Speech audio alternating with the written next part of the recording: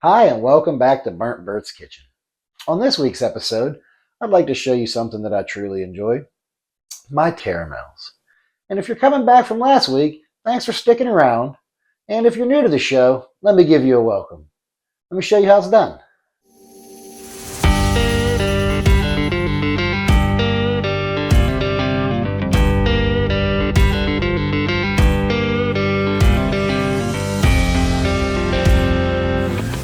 For this recipe, we'll need 1 cup or 16 tablespoons of butter. Next, we'll use 1 pound light brown sugar or 2 1/4 cup, 1 cup light corn syrup, 1 can sweetened condensed milk, 14 ounces, 1 teaspoon iodized salt, 1½ teaspoons of imitation vanilla, or pure vanilla if you prefer, and coarse Mediterranean salt for taste.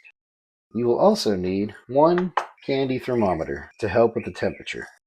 Now, first we're going to go ahead and get us a medium pan. Take our candy thermometer, attach it up before I even start. You don't want it on the bottom. About a centimeter from the bottom is how I do it. Then you're going to take both your full sticks of butter. Go ahead and stick that on in there. We need 1 teaspoon of salt, brown sugar. Dump it right on in there. And 1 cup of Karo syrup. You want a whole full cup of Karo syrup. Go ahead and dump that on in there too. Now, we're going to go ahead and melt this on the stove till it reaches about 90 degrees. Okay, and we're going to take our pot on over here to the stove. Turn it on a medium heat. And we're going to go ahead and turn that on a 6. So while that's heating up, we're going to go ahead and get us a whisk. And as this is melting, we're going to whisk it on together. We only want this to heat up to about 90 degrees. Hear my little buddy Woodstock in the background. We're going to want to make sure that we are stirring constantly. If you do not stir it constantly, it will burn, and you will end up with chunks in your caramel, which you do not want. And while we're waiting for that to cook, we'll go ahead and get a little burnt. And all we're trying to do here is melt the butter and the sugar and the Karo syrup all together. All right. And while that's cooking a little bit, go ahead and get a little burnt. Just remember, don't get too burnt. You just want a burnt Bert. You don't want any burnt food. Oh yeah, you can see the butter's melting off into it. And just keep on whisking that on in there. Watch, you don't want to whisk it a little too hard, as you see. Don't want anything flying out. I can already smell that can of butter. Brown sugar's already giving it that nice brown caramel look.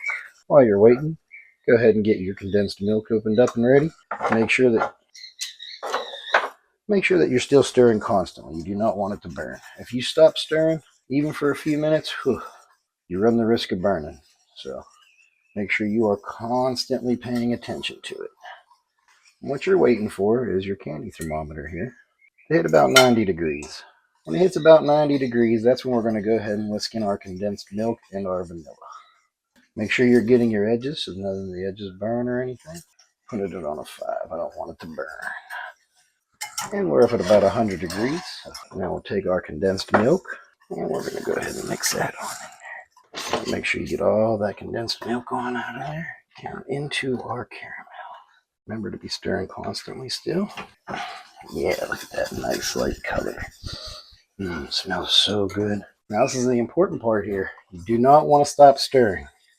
So be very careful once you add in the condensed milk. Then you're going to turn around and add your 1.5 teaspoons of vanilla at this point. Again, make sure that you're constantly stirring. If you see little brown flakes inside of there, that means that you actually have some burn on the edges, and that's what them little brown flakes will be. You don't want that. Vanilla made it smell so good. Alright, now we're just waiting for our candy thermometer to reach about 244 degrees. I also have a laser thermometer to help me as well, just to make sure I get a more exact temp. And again, during this step, make sure you are mixing constantly. How I use light brown sugar in here, if you use a darker brown sugar, it'll give you a darker caramel color rather than the light color caramel that I'm making. If you're afraid of burning, go ahead and turn your heat down a little bit. That's up to you. I keep mine on about medium. As long as you don't stop stirring, you should be all right. If you do forget to stir, try not to scrape your edges or your bottoms. If you do scrape your edges or your bottoms, as I said, you'll end up with little brown chunks in there, which you do not want. That's how you can tell if you did a good job or not when you're done. If there's little crunchy chunks in your caramel, then you burned it a little bit and you'll be able to taste it. But as long as there's no little chunks in your caramel and you kept stirring, everything should be perfect. Make sure you're keeping an eye on that temperature too. You don't want it to get too hot. You can actually see a little bit of burn on my edges, so I'm not going to hit them edges. Where are we at? 240-ish. We are just about there. And if you're worried about burning it too, you could always cook it on a lower temperature. It will take a lot longer to cook, but you'll run a whole lot less risk of burning anything. And your thermometer is about to temp. My digital's about the same thing. Yep. What? All right, now it's been about an hour. You can see it's firming up a little bit. You want to get it before it's fully firmed all the way. We're going to go ahead and take our coarse sea salt. And we're just going to go ahead and sprinkle that right on over the top. And we're going to go ahead and we're going to leave this overnight for at least till tomorrow morning. That way it fully sets up hard. And thanks for joining me this week on Burnt Bert's Kitchen. Join me again next week when I'll be making something even more truly delicious. And if you haven't hit that subscribe button yet, show me a little love. See you next week.